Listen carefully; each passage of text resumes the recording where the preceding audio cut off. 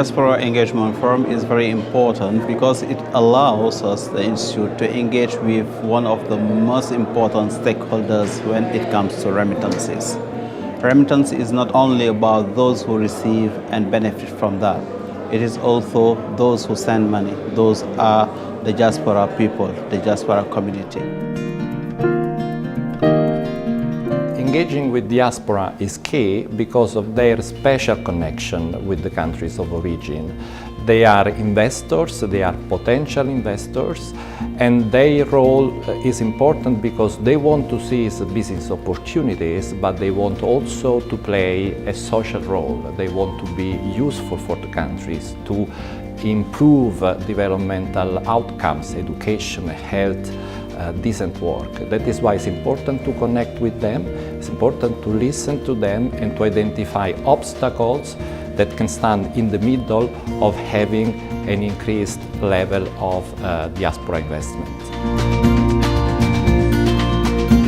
I, as somebody who has a semi in Uganda, I find a very interesting arena for me as a diaspora to attend and grab some bit of knowledge, because it gives me a lot of ideas to know what can I do better, how do other people do better, and knowing that also me, I'm contributing a lot. We normally don't see this aspect. We think that when we are doing remittances, we always have the focus that we are only helping our families. We forget that people are benefiting from these remittances, so it motivates. I get a lot of motivation when I'm in air.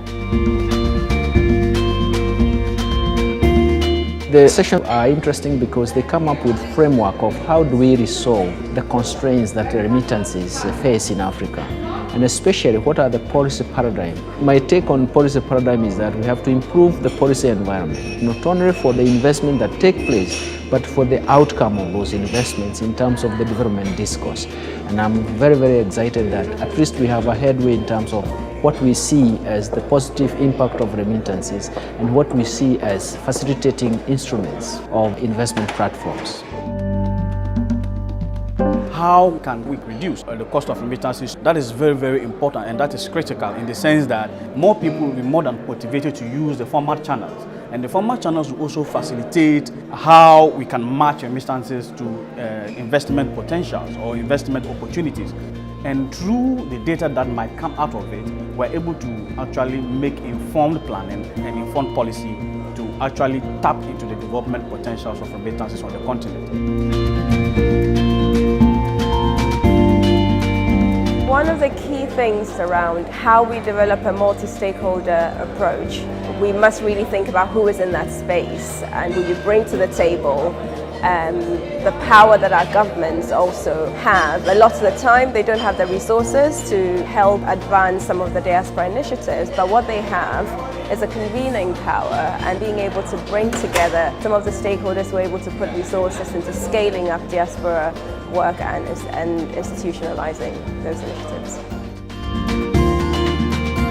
We have a long experience at ICMPD promoting diaspora engagement across the two continents, Europe and Africa. We've been supporting here by providing expertise on legislative and regulatory frameworks as well as on statistical and data collection. We are promoting dialogue. We are actively including diaspora organizations in this dialogue, which is aimed at shaping future policies.